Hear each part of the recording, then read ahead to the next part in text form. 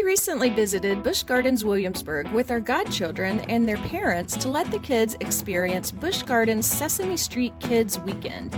They're doing these events on Friday, Saturday, and Sunday through June 20th, so there's one weekend left as we post this video. But even if you can't make it to this fun event, this video will show you much of what the park has to offer for the youngest members of your family. We traveled to Williamsburg with our friends Mike and Rebecca and the stars of our show today, their kids, Abby, William, and Charlotte. This was the kids' very first time to visit a theme park, so we were all really excited. Abby is 6, William is 3, and Charlotte is less than a year old, so she couldn't ride anything with us, but she seemed to enjoy just hanging out. We entered the front gate and the first themed land is England. As we stood around admiring the sights and deciding where we wanted to go first, we met a walk-around character we'd never met before at Busch Gardens, the Queen's rat catcher. He chatted with us a bit and introduced us to a few of the rats that he'd caught. He was a strange character, but the kids laughed along with him and his not real live rats.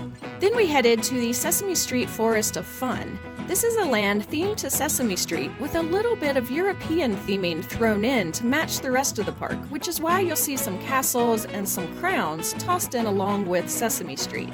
This is where most of the kids' weekend activities were taking place. As we entered, Abby Cadabby was dancing through the land to the Sesame Street music that was playing over the speakers. One of the first things that you get to is this water play area that a lot of families were enjoying. The kids in our group didn't go play in the water as we didn't pack clothes they could get wet in, but the park was helpfully selling Sesame Street swimsuits that you could buy for your kids nearby. Every now and then they would shut the water features off and a character would come out on stage. Here you see a character named Rosita who danced and acted along with the song that was playing. Sometimes a character would come out with a narrator who would read a storybook and the character would act it out. And then when the characters left the stage, the sprinklers would all get turned back on. All of the kiddie rides in this area were open. William didn't ride these as he was too short for some and uninterested in others, but Abby rode Prince Elmo's Spire with her dad. This is a kiddie version of a drop ride that lifts riders to the top of a tower that's not too tall and bounces them up and down a bit until they land back on the ground. Consider it practice for adult drop rides like the park's Mock Tower, which drops riders 240 feet. She also rode Oscar's Whirly Worms, which spins and rocks riders on worms from Oscar the Grouch's trash heap.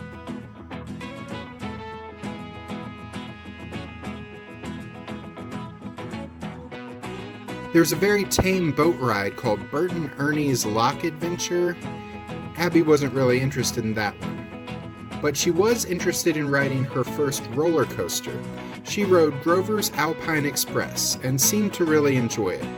While we're not in favor of forcing kids on rides that scare them, we feel like it is pretty important to encourage kids who are willing to ride to get in some early experience with theme park rides once they're tall enough to do so, as that can help lessen their fear levels later in life.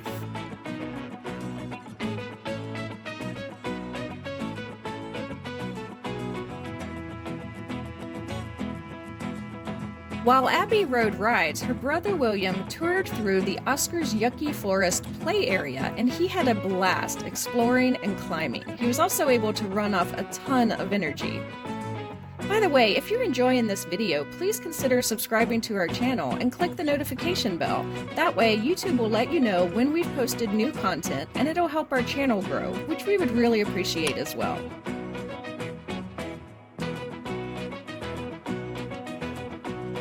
They also had an actual street area themed to Sesame Street with a cool Sesame Street front stoop facade, which we realized after leaving that we actually never got a photo of.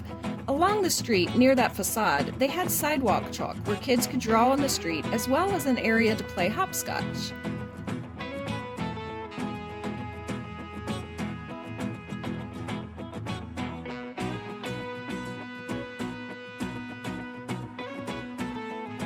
They also had Sesame Street coloring pages for kids to color, and their artwork could then be left behind and displayed on their park's Sunny Days mural.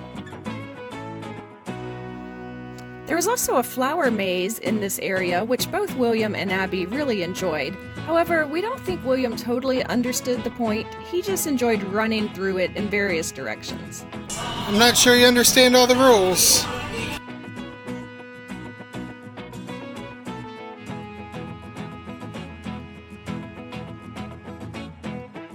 The kids also got to meet Elmo and have their picture with him. Elmo is William's favorite character, and they met Abby Cadabby, which is Abby's favorite character.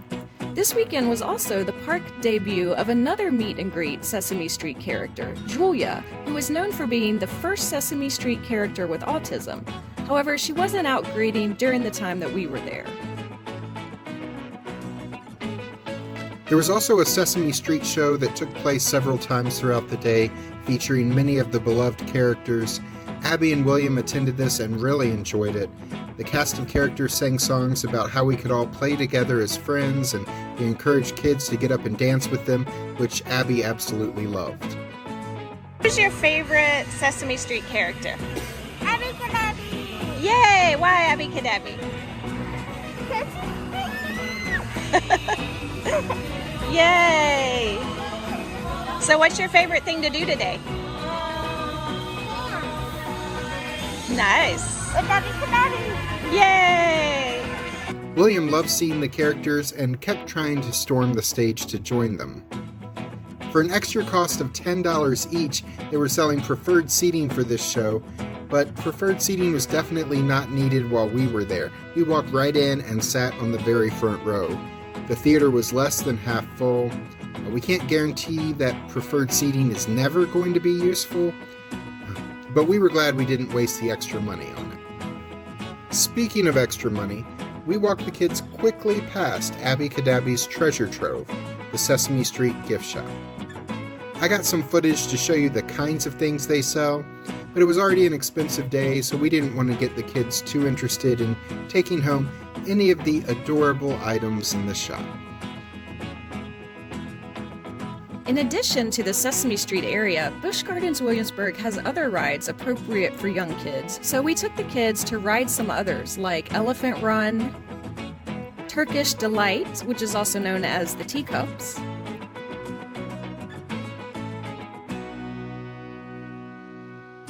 and the Little Clydes, a ride themed to the park's famous Clydesdale horses, which we took the kids to see.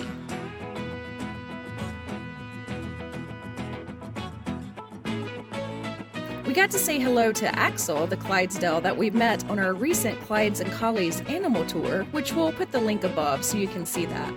The kids love animals, so we also took them to the aviary to spend a few minutes with the birds. Along the way, we passed an owl flight demonstration that the kids really loved seeing. We were going to take the kids to see the wolves also, but they weren't out at the time. William kept asking to see a tiger, but that wasn't possible either, as there are no tigers at this park.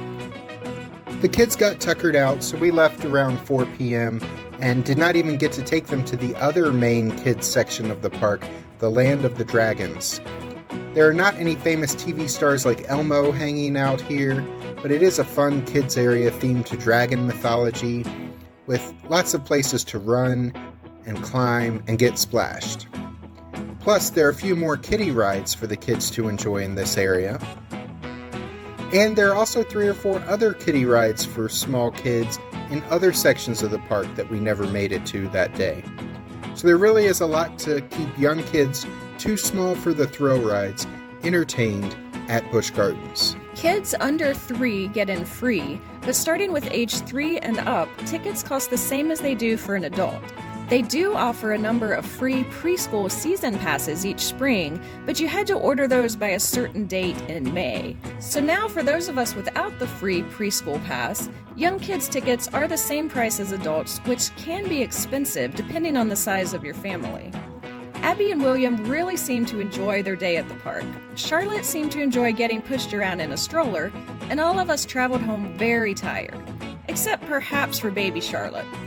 For more of a glimpse of all that Busch Gardens Williamsburg has to offer, check out our Busch Gardens playlist link at the end of this video.